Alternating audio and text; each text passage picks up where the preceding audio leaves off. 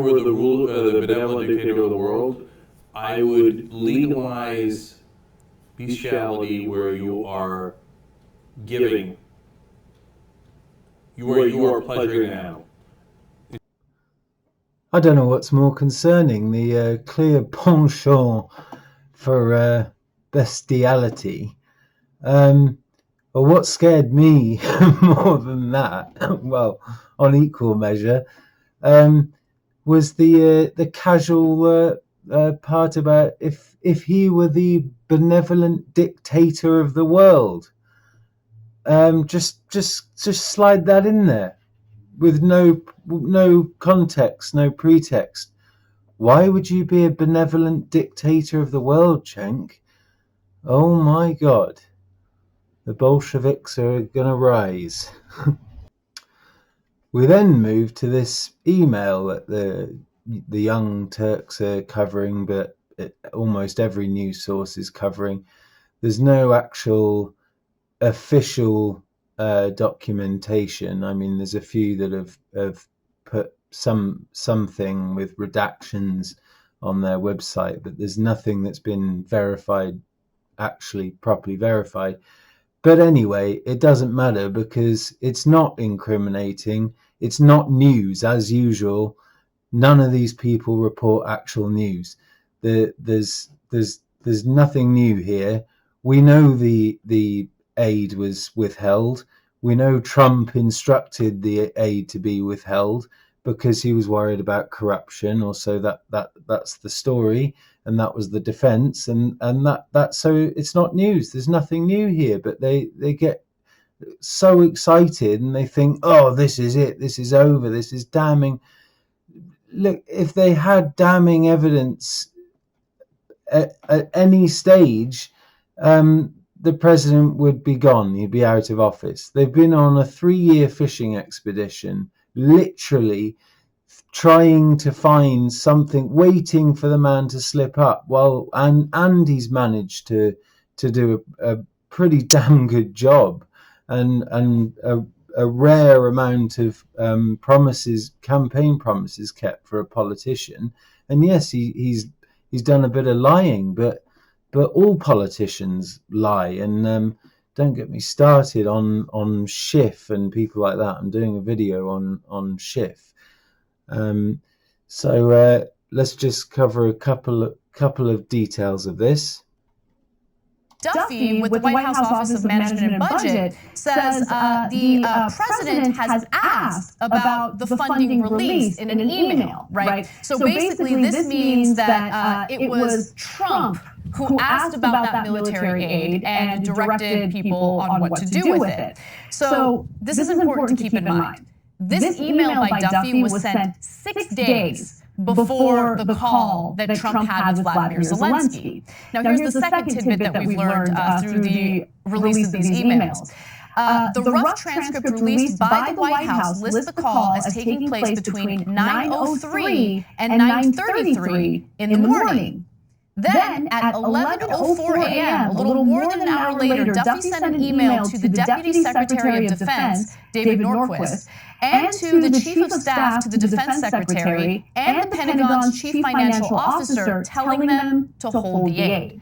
So that is 91 minutes after the call is over. So an hour and a half later, they're like, now the president said, do me a favor and investigate Biden, right? 90 minutes later.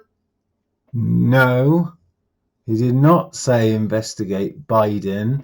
He said look into Burisma and by the possible involvement with Biden, and look into check my other video, the now known interference by Hillary Clinton and the DNC in the 2016 election, where she was paying and using corrupt Ukrainians to try and subvert his candidacy, his election campaign. I'll do one more clip of this just to show another outright lie they do. None of this is consequential. It doesn't matter, as I said before. It doesn't prove anything. 91 minutes.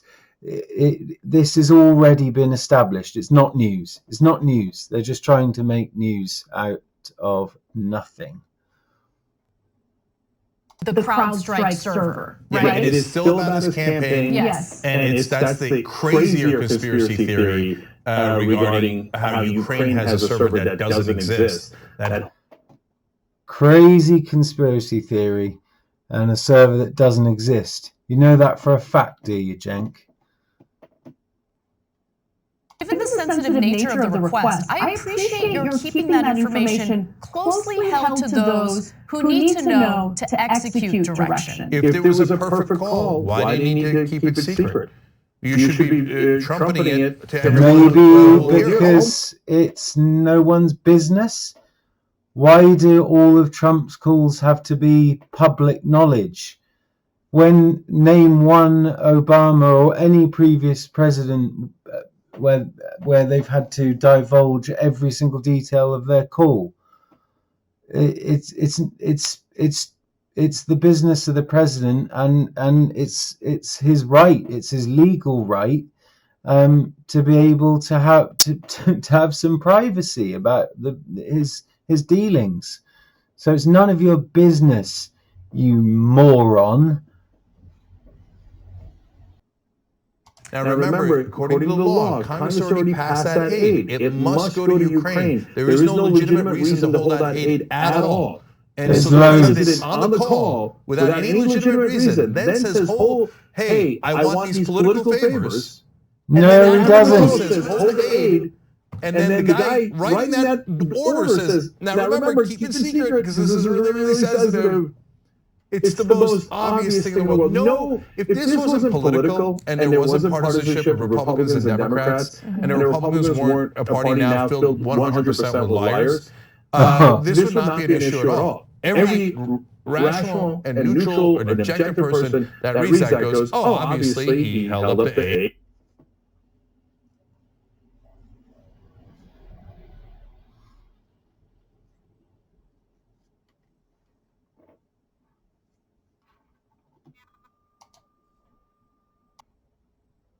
Sorry about that random gap.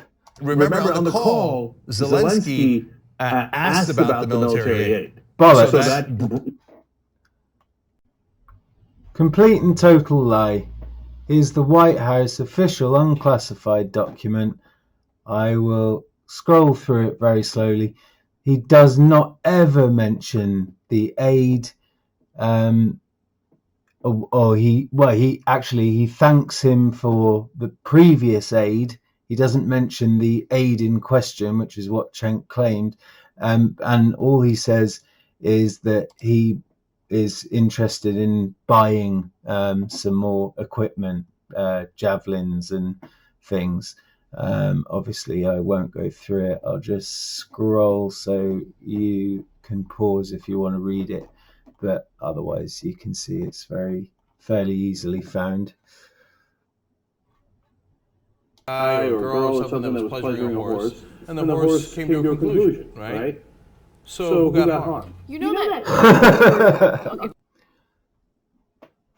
This guy is a liar, a Bolshevik, possibly a bestiality, horse-loving, God knows what, and summarizes the problem with the arrogance and the projection of the left.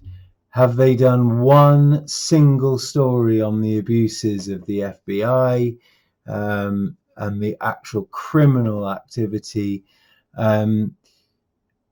I was going to put in this video, but I want to keep my videos short. There's another video where he's attacking Trump for anti-Semitic tropes in a speech. Trump has half of his family are Jewish. So much of his policy has been to help, the Jewish community and pro-Israel, and he's making jokes about your standard stereotype jokes that lots of Jews do find funny. Cenk, how many Jews do you know? Because it's not an insulting thing. Jewish culture means they tend to be very into education, a bit like Asians.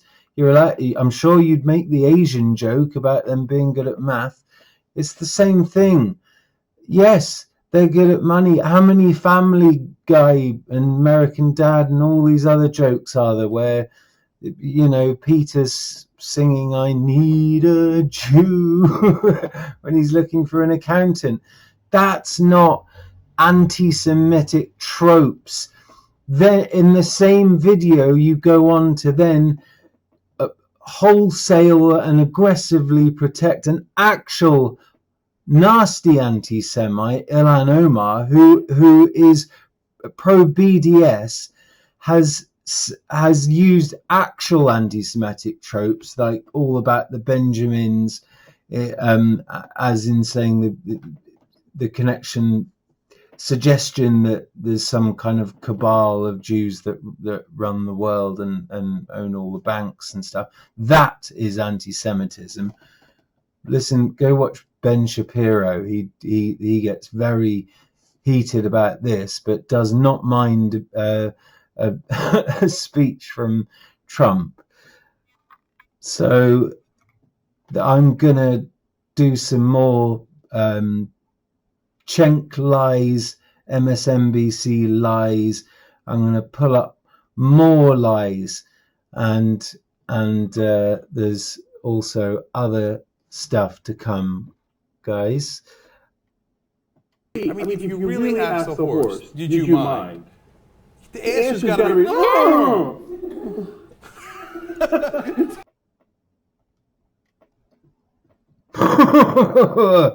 Enough said. Thumbs it up if you like it, please, guys. Subscribe because there's loads to come. Thank you.